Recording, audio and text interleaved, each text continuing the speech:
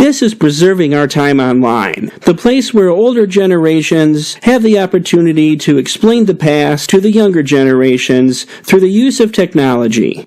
Jump on in and go for a ride through history with us, and I promise you'll hear some things you won't find in any book.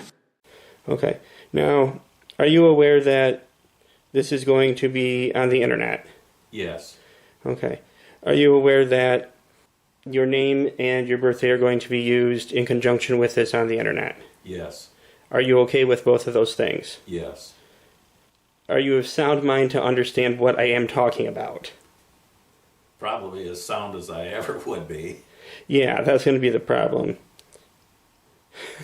That's up yesterday. Yeah, well, that's bullshit. Yeah. Yeah, I'm fine. In fact, I'll give him my social security number. It's, Yeah. in case anybody wants to hack me, it's 800 eat my... We always got a kick out of, there was a gas station near this house that we lived in. A Standard station, if I remember right. I think my dad worked there part-time, and if I recall, he would go there and wash cars for extra money for 50 cents. But anyways, we liked going there, and I can remember the guys in there always calling him Jonesy, and I always got a kick out of that. That's what everyone at school called me. That's what everyone at work has always called me, too. Yeah. Well, maybe not everybody, but most people. Yeah. Everybody I worked with, other than one or two people, that's how I was referred to. That's very interesting that three generations that have absolutely nothing to do with each other. I don't remember the actual move itself. Yeah, it was 56 when we moved to Battle Creek because but I remember being in that first house, and it was halfway through my kindergarten year. It was downtown Battle Creek. They rented the house. I went to Jefferson School. What was it like as far as the community? That community was a lower middle class, downtown Battle Creek. Anybody familiar with that? Where the Horrocks is now was a Sears store then. And we lived right up behind that. The house is gone now. I liked the neighborhood. I remember a lot of things. I still remember some of the kids from them, even though I was only 5 and 6 years old. The school's long gone. They tore the school down in the late 50s. They started doing a flood control project in Battle Creek because the Kalamazoo River would flood often in the spring, and there was all along Dickman Road there, that kind of a poor area, and it would flood. So the Corps of Engineers did a flood control project. They put in that concrete river downtown and then dredged the river clear down right near to the old Army Bridge between Battle Creek and Augusta. Because Fort Custer's there, correct? Yeah, they didn't dredge it because of that. It was just a general flood control project. And the Corps of Engineers did a lot of those projects there in the late 50s. And Battle Creek happened to be on the list. We lived in that house, probably maybe 1 year, if that. I can remember playing in the neighborhood.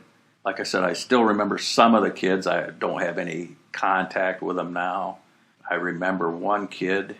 He was my first black friend.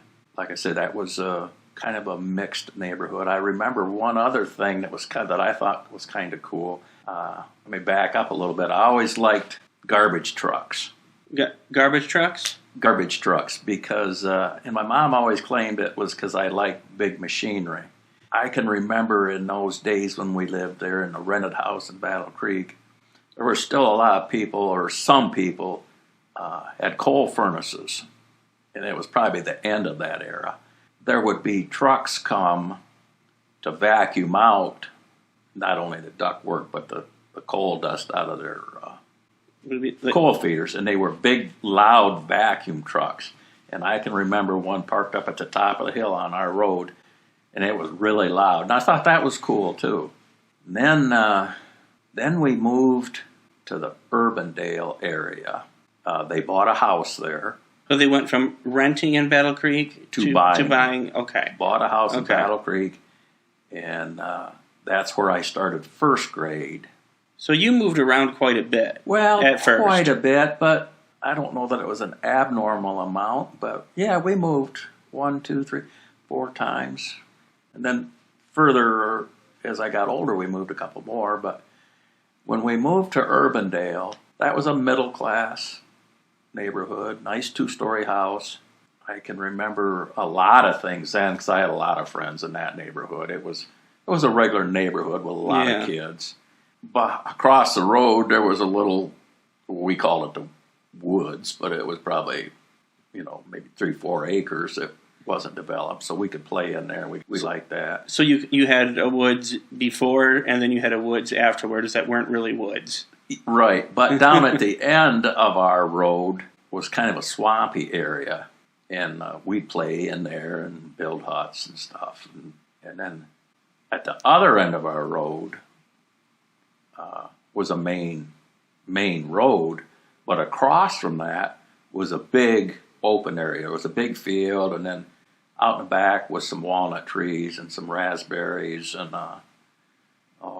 there was even wild strawberries back there. And then clear out in the back of that, there was a woods, and you could walk from there clear down to the Kalamazoo River. It was quite a ways. When you talk about going in the swamp and building huts and things like that, was that something that Grandma was okay with you getting dirty and gross? Oh, yeah, because most of the time we just go across the road and we'd dig a hole in the ground or... Not fill a drain full of dirt? No. The garage. No, we had all sorts of fun because the school was just a few blocks away and had a nice baseball field, and we could play baseball there. I got my first BB gun at that house, a Red Ryder. Mm-hmm. Some of the other kids in the neighborhood had them too, and we'd take them out, shoot tin cans and that kind of stuff. We did all sorts of kid things. City kid things. Yeah, city kid or things. Suburban kid things. That's better, suburban kid things. We really enjoyed that as we got just a little bit older, being able to go across the main road into that big area there. But then we got mad at them because developers put in the Urbandale Plaza, and that wrecked part of our play area. Yeah. Because they put that plaza in. I can remember several times that plaza first went in, there were a lot of automobile accidents there. The people just weren't used to all that extra traffic, which wasn't a lot of traffic by a big city standard. But for that area, it was. There were several accidents there. There was a gas station, one of the first gas stations that I recall that wasn't a service station. It was just a gas station. Now, they pumped your gas and would check your oil and stuff, but that's all they did. It was what is the difference between a service station and a gas station? Okay, a service station was a gas station that had 2 or 3 bays where they would work on your car. Mm-hmm. Put brakes on or change tires or fix flats or change your headlight or any variety of things depending on a place. And that's how almost all the gas stations were. But then this company put in this one, and that's all they did was sell gas. And that's what it turned into today. You've got 2 separate entities. Right. Yeah. It was completely different then. Of course, gas was different too. I mean, it was... The cheapest I ever paid for gas was 19 cents. And that was a rarity.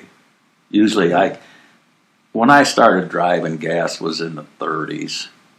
What would that buy you, that 30 cents? Like if you were to spend that kind of money today, what would the equivalent be? Well, as far back then, a McDonald's hamburger was 15 cents. And a bag of fries was 10 cents. Okay. And they only had one size drink, and that was 10 cents. So for 50 cents plus the 2 or 3 cents tax, probably 2 cents then, you could get 2 hamburgers, an order of French fries, and a fairly large drink for $50. Or 2 gallons of gas.